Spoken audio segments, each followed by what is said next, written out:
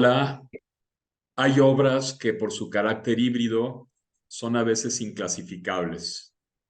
Si pensamos, por ejemplo, en autores como Roberto Calasso o aún más extremo, Pierre Klossowski, el Pierre Klossowski de El baño de Diana, se me ocurre, o de La vocación suspendida, nos enfrentamos a obras con secuencias narrativas, con ciertas secuencias narrativas con carácter mítico o mitológico y por supuesto con personajes, pero mucho más ligadas tal vez a lo filosófico, a la filosofía de la religión incluso, o por lo menos al pensamiento, a las ideas, a la reflexión. Hay quien habla de novela ensayo, hay quien habla de ensayo narrativo, dependiendo de en qué género o modelo discursivo se pone el énfasis. Cuando se pone el énfasis en el ensayo, pues es un ensayo narrativo. Cuando se pone el énfasis en la novela, pues es una novela ensayo. Pero los demás géneros, los demás modos o modalidades discursivas se orientan o se subordinan a ese género primordial que es el que aparece sobre todo en la obra. Y hay obras también en que los géneros y las modalidades permanecen en tal estado de equilibrio o en tal estado de balanza que se resisten a cualquier clasificación. Hola de nuevo, yo soy Juan Antonio Rosado y esto es Grandezas de Lilliput, un breve lapso para las artes, la lengua y la literatura.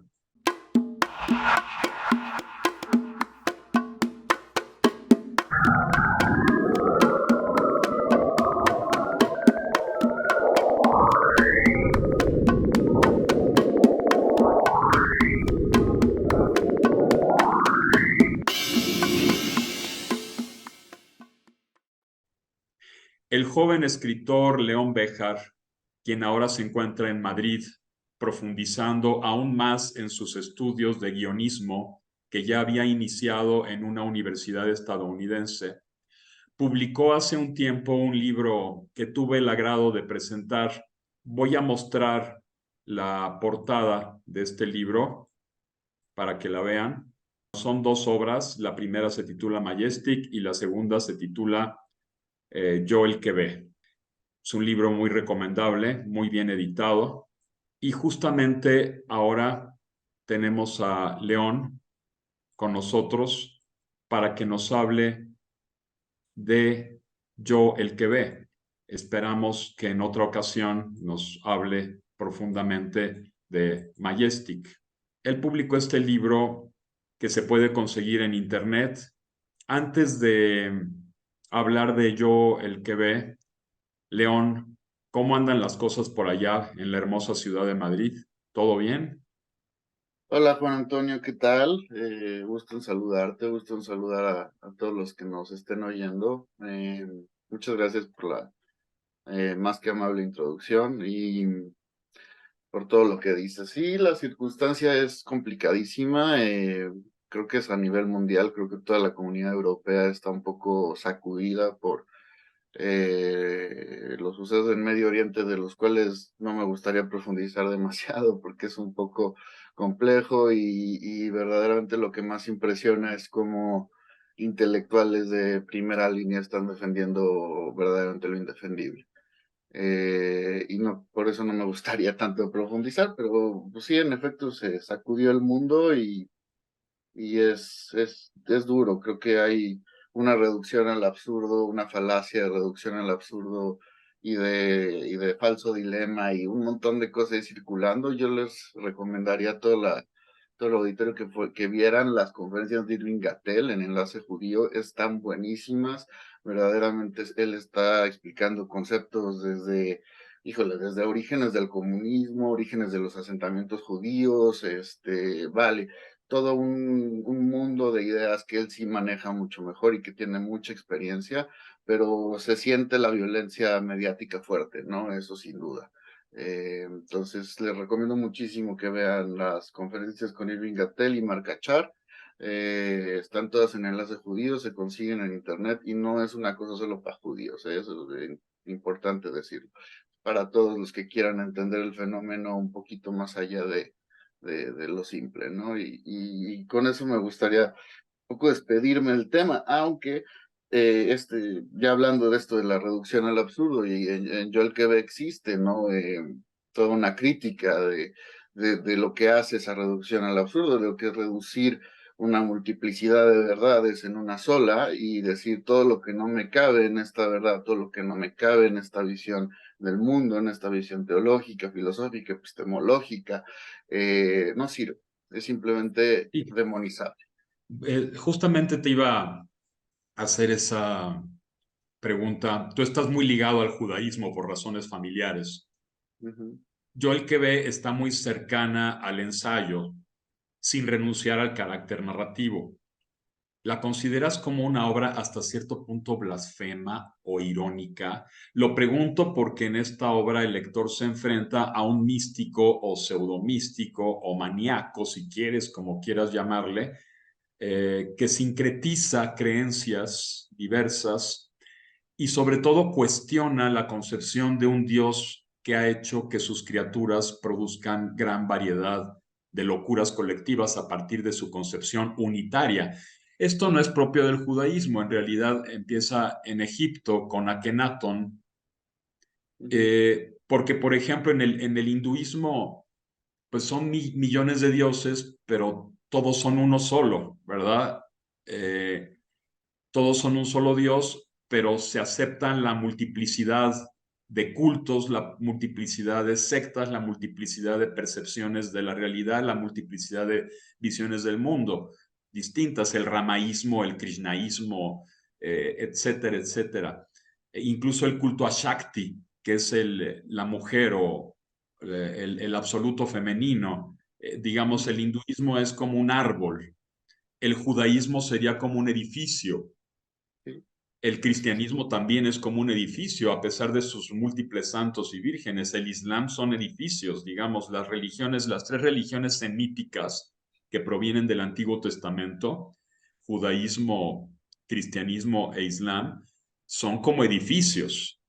El claro. hinduismo es como un árbol frondoso con multiplicidad de ramas. Y voy a citar un pasaje de Joel Quebe, de tu obra Joel Quebe. Dice, me alegro de que la verdad retome su inescrutable diversidad, de que el uno, y lo pones con U mayúscula, con toda la intención, Claro. de que el uno vaya a ser desplazado por lo diverso. Y entonces, bueno, pues solo así, dice el personaje, nos libraremos del cielo y del infierno. ¿Podrías aclarar mucho más este punto? ¿Nos libraremos del cielo y el infierno en la multiplicidad? A ver si puedo ah, de alguna manera aclarar y profundizar. Primero habría que decir que sí, claro, el judaísmo, el islam y el cristianismo son edificios o sea, que no van a ser como un árbol. Y a ver, sí es un libro en un sentido blasfemo, aunque yo me gustaría definirlo como más bien como nihilista positivo, de este nihilismo que trata más de construir, no es un nihilismo que nos vaya a llevar a la nada de la nada, ¿no? A una nada oscura o a una nada en la que no podamos construir. Es una crítica negativa, si bien no llega o sea, deconstruye y propone. No llega a tener el mismo nivel de negatividad que de positividad. Es más el primer paso, la crítica negativa de construir estos tres edificios civilizatorios y de decir los presupuestos por los que ha partido Occidente, los presupuestos de una verdad única, de una verdad idéntica, de una verdad perenne, de una verdad inmovible, de una realidad inmovible, de una realidad que no es contradictoria, no nos funcionan. La sociedad se encuentra en cierto sentido agotada de estos presupuestos, de esta necesidad de estar negando lo múltiple, y eso es parte de la respuesta. En el Islam, en el judaísmo, en el cristianismo, total, hay una constante casi obsesión por estar negando lo múltiple. Si ves, el primer mandamiento es: yo soy el único Dios, el único posible, el Dios de tus padres, el único, y constantemente en rezos judíos, en los Sidurim y en el Talmud y en bla, bla, bla, en un montón de textos se va a estar reafirmando el carácter unitario de la figura de Dios y el carácter básicamente monista del mundo, ¿no? En que ya ni siquiera se habla de un monoteísmo, sino de un monismo, de una generalidad única de la verdad, que si vamos hacia el otro lado, que es el lado de Fénix, el demonio, este demonio que no es el demonio tentador de Mateo ni nada que ver, es un demonio que se asume como una parte del cosmos, humildemente en eso, no es que sea particularmente humilde, pero se asume como una posible verdad entre múltiples verdades que obedecen a un universo contradictorio, a un universo violento, a un universo no idéntico, a un universo caótico. Eh, entonces, lo que trato de decir es que si bien estas religiones tienen esta necesidad obsesiva de negar lo múltiple, Fénix intenta liberarnos de esa obsesión, de esa verdad falsa, o bueno, esa falsedad. Fénix nos dice: regresemos a lo diverso, regresemos a la concepción Pluralismo, del mundo, ¿eh? al Eh, pluralismo, ¿no? A la pluralidad. a la pluralidad, a la multiplicidad,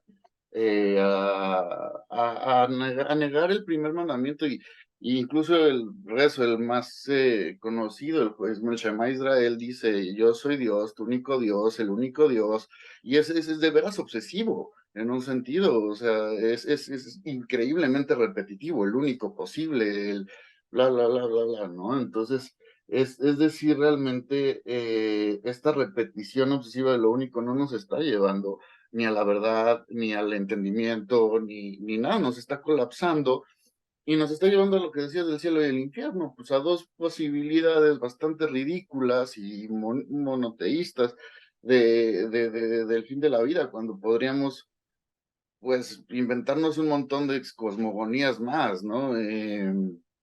No podríamos valorar también a los egipcios, justo, ¿no?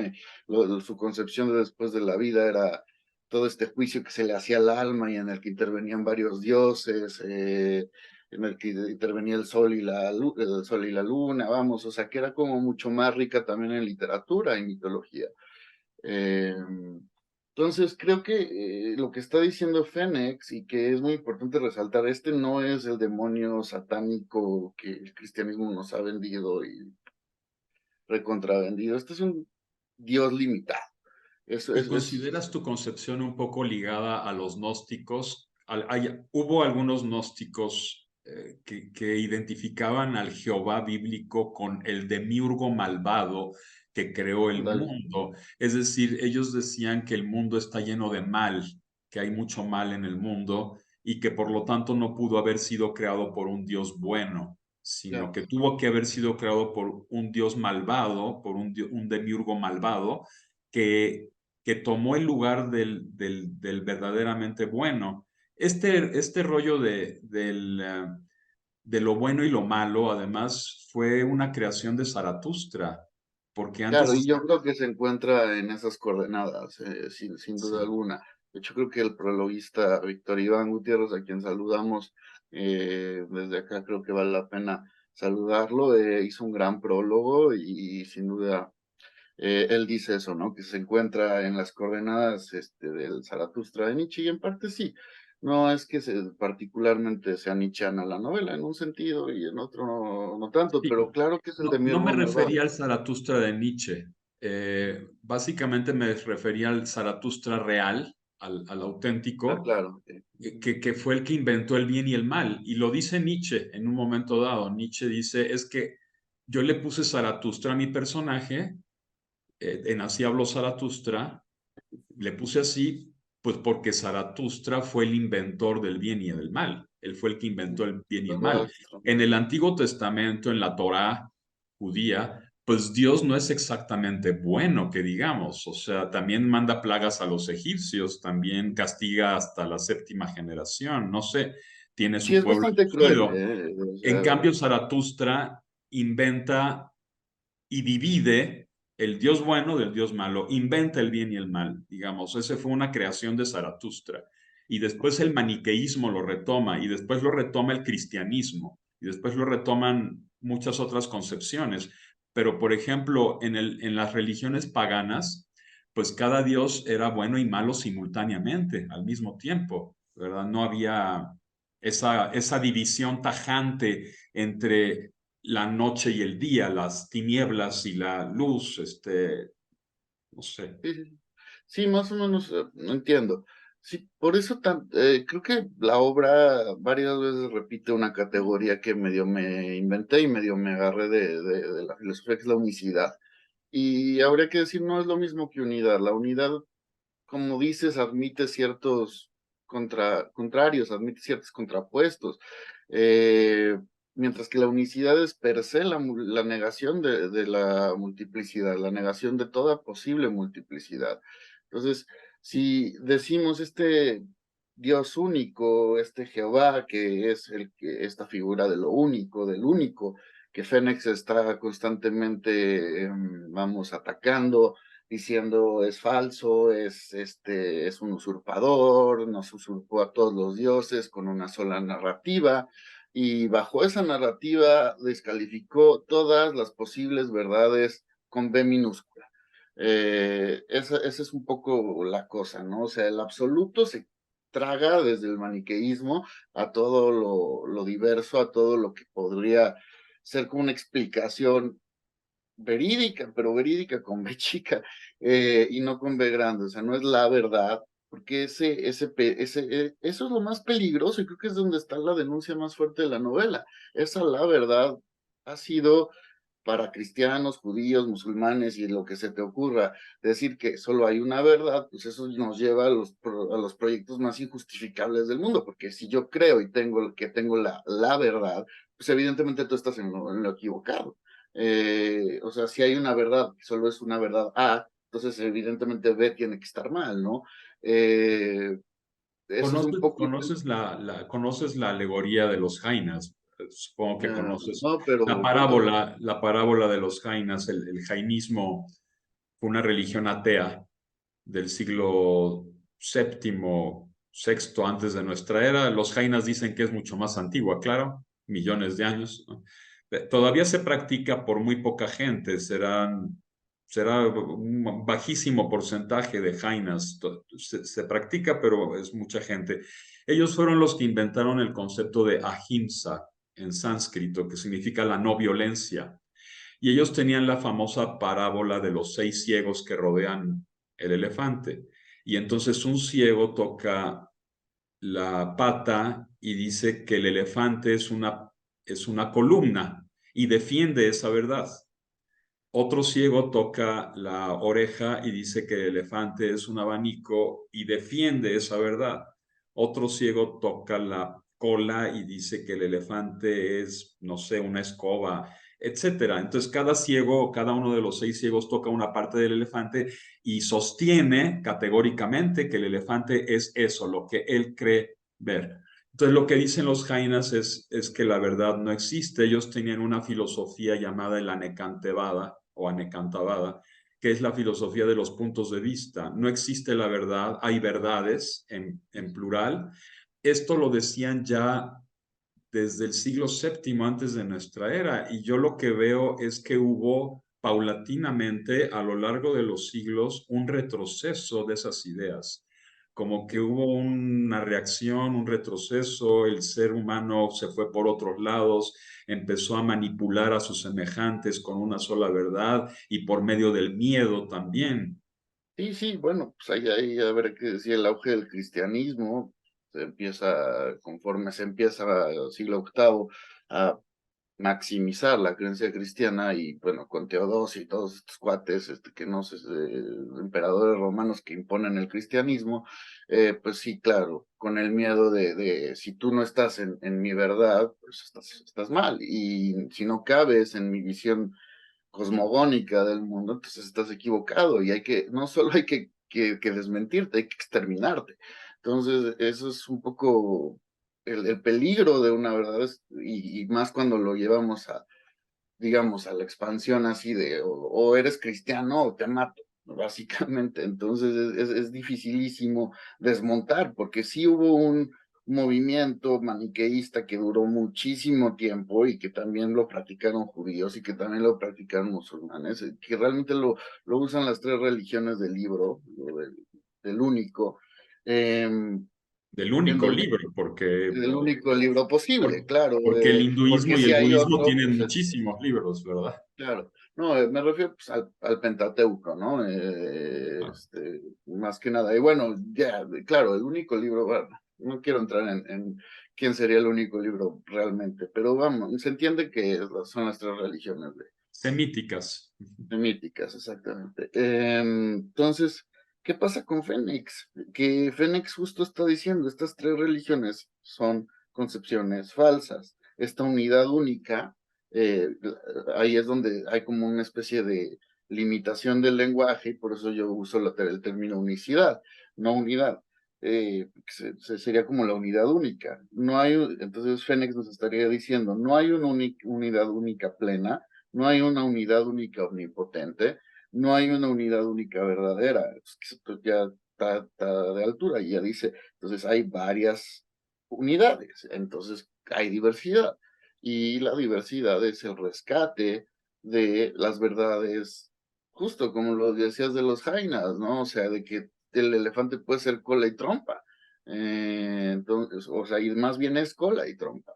Entonces, y es muchas cosas, ¿no? Entonces, si hay muchas verdades, ¿por qué esta obsesión de la narrativa semítica ha estado pues, mutilando constantemente todo lo que no le cabe en esa cosmogonía? Entonces dice, o sea, si no me cabe en mi versión pues, del mundo, del universo, en mi explicación, pues es falso, hay que eliminarlo, hay que demonizarlo, y es donde Fénix se queja de que no es un demonio, de que es un Dios limitado, de que es una verdad con ver chica, de que es una parte del cosmos, y él quiere regresar a esa inescrutable diversidad o esa diversidad, porque lo ve como lo más sano, como lo más natural, como lo que hay que rescatar del mundo mal llamado pagano. Entonces, esa es la apuesta de Fénix, como el mundo cuando tiene varias verdades, entonces A puede ser B, A puede ser C, A más B puede ser C, entonces es posible que, y eso sería también como volviendo a lo epistemológico, que no se puede reducir todo a una cosa. O Sí, porque bueno, además esto de de la única verdad también me lleva a otros temas. En tus dos obras publicadas, en Majestic y en Yo el que ve, yo noto un sentido de lo sagrado ajeno a lo que muchos lectores están acostumbrados. O sea, hay una preocupación por lo sagrado que comparto contigo esa preocupación de lo religioso, lo sagrado, las mitologías. Mm, más allá, tú tienes una preferencia, obviamente, por la obra de Kafka. Yo creo que Kafka nos ha marcado a todos.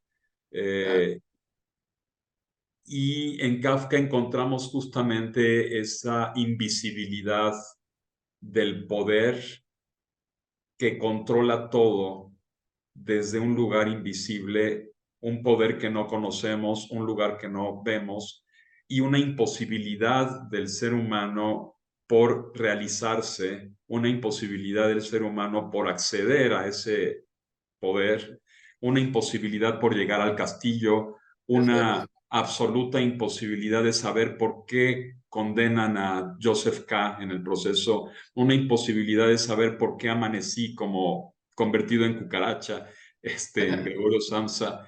En fin, es esa desrealización del ser humano, es esa imposibilidad de llegar a algo. Kafka era judío, yo creo que en algo tiene que ver su bueno, sí, concepción del Dios invisible. ¿Cómo ha influido el judaísmo en tu concepción narrativa y Kafka sobre todo? pregunta. Porque Sí, noto en tu obra un enriquecedor diálogo de tipo teológico encaminado a la pluralidad, por supuesto, a la aceptación de la alteridad que me parece un tema fundamental, la Sí, alteridad es en cierto hacia sentido hacia la multiposidad, la diversificación. multiplicidad. Ajá.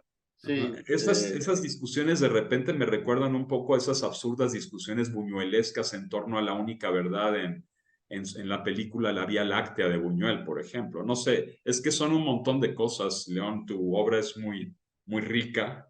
¿No? gracias, Juan Antonio. Eso son palabras muy lindas y bueno, claro, hay una lectura Kafka mía, predecedora de la obra. A mí me encanta Kafka, he leído creo que todo, no estoy seguro, pero es de los pocos autores que conozco como casi toda la obra. Y sí, claro, está como esta alegoría de los guardianes, ¿no? Que a mí me gusta muchísimo, que es no puedes llegar al segundo guardián, o al segundo, digamos, o sea, no puedes llegar al segundo guardián porque el primer guardián lo impide, y si llegaras al segundo guardián no vas a poder llegar al tercero, y si llegaras al tercero no vas a poder llegar al cuarto. Entonces es imposible siempre acceder al castillo, a la verdad, a la razón por la que Joseph K. es condenado, a por qué Gregorio Samsa se convirtió en cucaracha. Entonces, claro, y además hay otra cosa, ¿no? O sea, el ser humano en Kafka siempre es culpable. Hay una constante análisis de la culpa y del poder y de una jerarquía como infinita de poderes en que si pudieras llegar al poder uno, al grado uno de poder, pues ya ahí te quedaste, y porque no vas a poder llegar al segundo. O sea, ahí también se le ha acusado a Kafka de nihilista y tiene algo, ¿no? Tiene algo de nihilista, no estoy muy seguro. ¿Tú qué piensas si Kafka es nihilista o no? Pero es que hay varios tipos de nihilismo, ¿no? O sea, hay un nihilismo más retroactivo, más positivo, y hay un nihilismo más destructivo.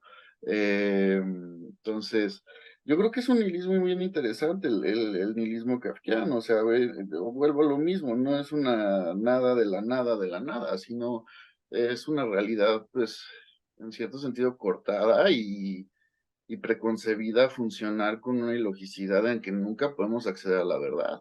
Eh, Pero no hay una concepción de lo uno también hasta arriba del ser sí, humano, en de un alguna sentido, y manera. también hay cierta crítica a eso, ¿no? O sea, es del castillo no, a pesar de que es uno y es la verdad y es lo lógico, o sea, si recordamos el castillo, todo es una especie de recorrido circular infinito, por eso yo digo que la verdad, que el final del castillo es genial, porque es un no final. Entonces, si vemos que K, que ni siquiera, o sea, el nombre, ¿no? K, o sea, evidentemente es Kafka, pero bueno, K, Es es casi personalizado. despersonalizar al personaje por completo, porque además, o sea, bueno, es Kafka, evidentemente, pero a lo que quería llegar con el castillo, y que es bien, bien interesante literatura, es como que va dando vueltas con diferentes personas o instancias del castillo, y entonces conoce a Frida, y conoce a otro, y conoce a Clam, que también es una burla, porque, pues, según yo, bueno, creo que viene de Almeja, ¿no? Clam. Entonces, sí, sí, el más importante, y todo el punto de conocer a Clam, cuando Clam ni siquiera aparece, creo que se le ve un segundito a través de una ventana. Entonces, vamos, acaba dando vueltas alrededor del castillo, y el castillo es un mito, el castillo no existe. Bueno, es una interpretación, habrá quien diga que sí existe, pero en fin, nunca llega al castillo, y por eso es genial el no final, porque, y creo que recuerdo en Cuadernos en Octavo, Kafka dice que se hallaba en un proceso infinito, de que no podía terminar la novela satisfactoriamente, que no podía encontrar un final. Entonces, simplemente lo que hace es decir, pues hasta aquí llegué y ahí la dejo. No sabemos muy bien si habría un final lógico, pero es maravilloso proponer uno final, ¿no? Porque pues ese recorrido circular lo puedes hacer infinitamente todas las veces que quieras, y puedes volver a pasar por Frida, y creo que hay una que se llama Amanda, ya no me acuerdo bien el nombre, la otra chava que sale como hacia el final, eh, y vamos, y por Clam, y luego Burgel, y todos los funcionarios distintos del castillo, y lo único que vas encontrando es más dificultad de acercarte al castillo. O sea, ese recorrido que tiene que a través de la nieve, en que va caminando, caminando a través de la nieve, y el castillo está, pero no está. Entonces, es maravillosa la obra. Y bueno, mi lectura de Kafka es eso. La verdad es imposible de acceder a esa verdad mítica, mitológica. y mítica, porque pues, todo el tiempo tendemos a decir que va a haber una verdad única. Y Kafka pues ya está diciendo que no hay una verdad única, que no hay un último guardián al que se vaya a acceder encontrando verdades, ¿no? O sea, sino que vamos a estar haciendo recorridos. Si creemos que hay una verdad única, lo que vamos a hacer es lo que hace K, dar vueltas en torno a eso, pero nunca realmente podemos agarrarlo. Y yo creo que en algo influye en yo el que ve toda Sí, esta seguro. construcción. Me cuesta como trabajo dilucidar claramente cómo, pero pues como Es autor es una una... crítica justamente a ese Es edificio sencillo. a cuya azotea pues, nunca vas a poder acceder, justamente porque no hay vías para acceder a llegar al fondo o a la cima de esa azotea. Entonces no hay ninguna vía porque se niega cualquier pluralidad y Exacto. al negarse cualquier pluralidad pues, no puedes conocer realmente, Ujú. por más Dios personal que sea, por más persona que sea. No puedes, y además vives en un miedo constante porque como es el uno, pues te está constantemente vigilando, te está constantemente viendo y está Además tiene ese carácter. controlándote. Ujú. Ujú. Sí, tiene justo ese carácter de crueldad que vemos en el Dios del Antiguo Testamento, ¿no? Todo el tiempo cortando la libertad de, híjole, la libertad de creer en lo diverso, sí, claro. Y si vemos la misma palabra religión, viene a religare, que es unir, ¿no? Un poquito, o sea, es justo a religare, es unir todo y decir, bueno, pues uno todas las partes como pueda del rompecabezas y me creo esa verdad, pero no es un rompecabezas bien armado. Si bien entonces en Yo el que ve hay una actitud contra religar, y entonces la apuesta sería lo contrario, descentralizar, desmontar, desunir, eh, desarticular ese principio de verdad única, porque está, o sea, está, O estar ligado a muchos, ¿por qué no estar exacto, ligado también, a una pluralidad? Porque bueno, claro, el ser humano no puede vivir sin estar ligado a algo, ¿verdad? Sin estar... no, claro, exacto. Uno de los puntos más. Sí, o sea, pero bueno, ahí cabría la pregunta, ¿quién determina el centro si el centro se desplaza? ¿No? Es parte, o bueno, ¿qué pasaría si no hay un centro? Si ese centro, por decirlo, desestabilizamos, lo deconstruimos, luego ¿qué sigue? ¿No? O sea, porque eso es justo el límite de Yo el que ve. Yo el que ve sí destruye el centro, pero no puede construir, se encuentra limitado, digamos, para construir un nuevo centro. Y ese nuevo centro pareciera que Fénix nos dice que es la autenticidad, en cierto sentido, que la multiplicidad o sea, que el centro de ese sería la multiplicidad y que la característica sería lo auténtico, un sentido. Y creo que también hay otro punto ahí, o sea, también Fénix lo que está diciendo es rebélense, o sea, rebélense contra esta verdad única. Hay una loa a la rebelión, un decir, sí, rebélense, porque esto no nos está funcionando, esta sociedad está colapsada. Em, y sí, está colapsada en un sentido, porque cuando estudiamos cosmología, pues de entrada entramos a la posibilidad de que es un cosmos, de que es un orden y no un desorden. Entonces, pues bueno, ¿qué pasa si de repente cuestionamos qué es un cosmos y que no hay un orden como tal, sino un orden-desorden, y que hay orden y hay desorden? Pero no entendidos como contrarios bipolares, sino más bien, o sea, como hay orden descentralizado y vas a encontrar en ciertas verdades cosas ordenadas y desordenadas. Y como te decía, o sea, pues empezar a aceptar desde la misma epistemología que las verdades son contradictorias. Entonces, que A puede ser B y que A puede ser C y que A puede ser D. O sea, y fijarnos también en el principio de no contradicción, pues será cierto que de veras o sea, no sé, al menos hacer la pregunta. ¿De verdad dos cosas no pueden ser al mismo tiempo verdad y mentira? Yo creo que sí. Yo creo que hay que desmontar. Y justo Fénix se encuentra en esa carrera por desmontar toda la certidumbre de la civilización occidental, por reconciliarse con lo incierto. y eso es parte de mi filosofía. O sea, si de repente nos ponemos a decir, lo incierto tiene valor, porque no estoy seguro si esto es así o es así, entonces, pues bueno, hacemos una reconciliación con toda la incertidumbre y lanzamos eso. Pues no lo sé, no estoy seguro, puede ser A, puede ser B. Pero es eso, una carrera por desmontar la certidumbre, por desmontar Que lo seguro. de alguna manera lo haces en Majestic, pero ya tendremos oportunidad de Sí, hablar de esta otra obra en otra ocasión, justo. de O Majestic, sea, porque luego hablaremos de Majestic y cómo sí también se hace. Y ujú, bueno, en relación con Majestic es que justo yo el que es una novela existencialista, aunque no la han llamado así, porque pega un grito existencial. Y esa es la relación que tiene con Majestic y la relación con la portada, si quieres, o sea, la portada es el grito es un homenaje al grito de Munch que hace Boris Virsky y une a las dos novelas, porque pues, las dos son gritos. Los dos son gritos. Majestic es un grito de aquí y ahora, yo el que veo es un grito de aquí y ahora, y eso es lo que los existencialistas que valen la pena gritan en un sentido. Dejemos los presupuestos del pasado, no nos sirven aquí y ahora.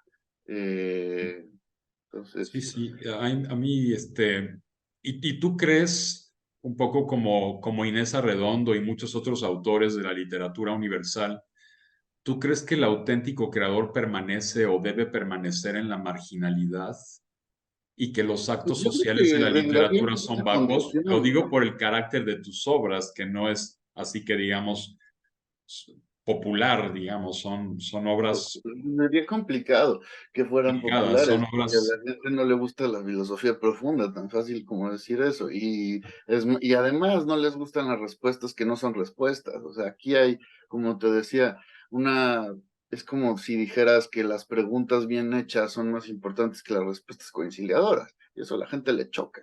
Entonces, que tú le digas a la gente, oye, vale más la pregunta que la respuesta, o sea, hacerte una buena pregunta o plantear una buena pregunta filosófica vale más que tener 50,000 respuestas conciliadoras y bonitas y tersas y armónicas. Pues claro, a la gente no le va a gustar ese relativismo, por decirlo de un modo. Entonces, si tomas en cuenta que la gente y más ahorita busca reducir la verdad a lo más sencillo y a lo más primario y a lo más unitario, entonces, pues claro que sí, a lo minimalista, ¿no? ajá, minimizar una complejidad inmensa en una unidad básica. Entonces, en una unicidad básica. Entonces, ¿qué pasa si de repente le dices a tus lectores que es mejor apostar por preguntas que por respuestas? Pues te vuelves un marginado, porque la literatura, vamos, comercial, la literatura bonita, pues no va a apostarle nunca a las preguntas, va a apostar a las respuestas fáciles.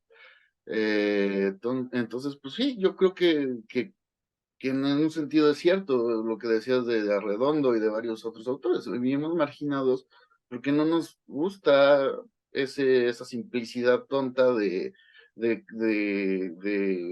tiene que haber una certidumbre. ¿Y qué pasa si no le da certidumbre al lector? Si lo que le generas es duda, pues se enojan. Sí, Entonces, sí, sí. no, por Yo un, coincido contigo, yo prefiero el riesgo, digamos, el riesgo en tanto, más bien la expresión, la honestidad intelectual y la expresión profunda del yo, de lo que quieres expresar lo que quieres expresar sin concesiones. ujú, Pero justamente de esto vamos a hablar cuando tratemos la otra obra, Majestic. claro. Ujú.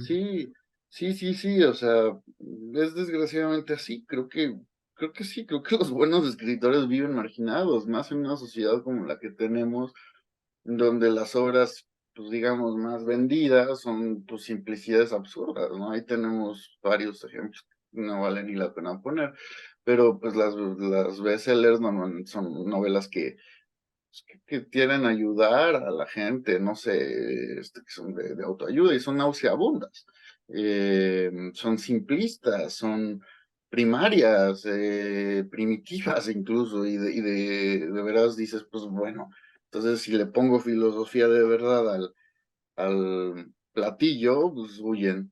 Entonces, pues no por eso vas a renunciar como creador a una verdad compleja, Claro.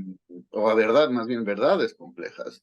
Entonces, pues bueno, es desgraciadamente cierto. Eso te diría respecto a lo de Arredondo. Claro, yo sí creo que el verdadero artista tiene que vivir marginado, o el verdadero filósofo, o el verdadero escritor, porque pues a la gente no le gusta lo complicado y le gusta reducir. Es de verdad esa falacia de la reducción al absurdo está bien presente en la literatura, pues vamos, común o fácil en un sentido. Y cuando le planteas, oye, pero es que el universo no es fácil, que las verdades son complejas, que el cosmos es contradictorio, y dicen, no, espérame tantito, eso es para filósofos. Y bueno, no solo los filósofos pensamos, ¿no? Digo, todo el mundo tendría que plantearse la actividad de pensar y cuestionarse la realidad, pero es más fácil, pues, no cuestionarse la realidad.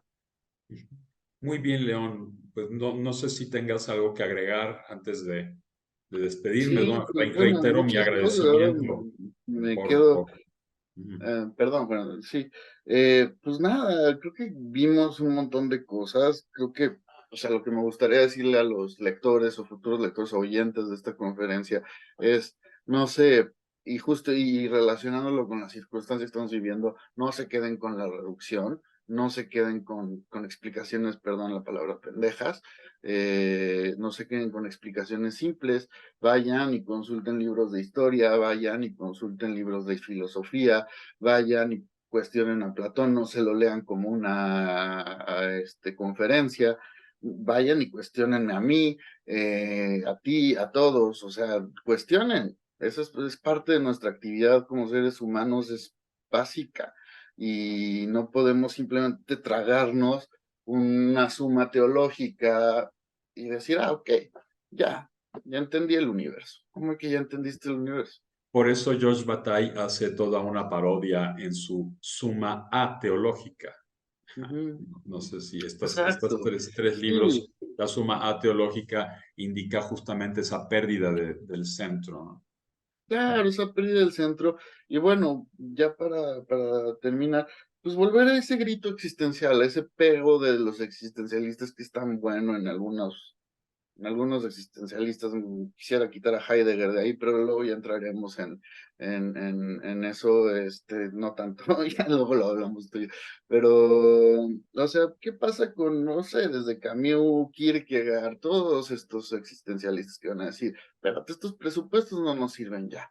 O sea, hay que pegar un grito existencial y decir, ya basta de verdades simples, ya basta de un universo terzo armónico y ya basta de darnos ese como esa autoindulgencia de decir, esto es fácil y por eso me voy con una verdad fácil y conciliadora. Y por último decir, es que plantear buenas preguntas, aunque sea difícil, es mejor que dar respuestas absurdas o simples o conciliadoras. O sea, como conciliarnos con lo complejo. Ese sería el final de todo esto. O sea, es una conciliación con lo complejo y con las respuestas no, pues vamos, fáciles. Ujú. Y Y pues bueno, generar a veces, generar más preguntas que respuestas. claro, es que eso sería maravilloso, que de repente la gente tuviera más pregunta que respuesta, porque las respuestas en sí mismas van a generar preguntas. Claro. Entonces, pues sí, claro, o sea, de repente plantearse buenas preguntas y no estar seguro es una actitud de mucho mayor humildad hacia la verdad, de verdades. Y decirse eso, no hay una verdad, hay muchas verdades y pueden ser contradictorias, sí, claro, el universo lo es. Pues Entonces, León, muchísimas gracias. gracias, Esperemos Juan Antonio. volvernos a ver pronto. Y pues recuerden suscribirse a este canal. Siempre habrá sorpresas aquí en Grandezas de Lilliput.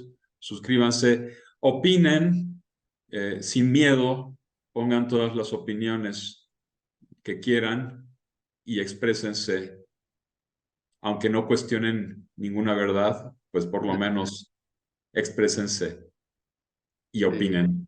Muchas gracias, gracias. Juan Antonio. Adiós, Eh, León. te Y mando muchos gracias por saludos. tu participación. Un placer estar aquí. Gracias, Juan Antonio. Hasta luego.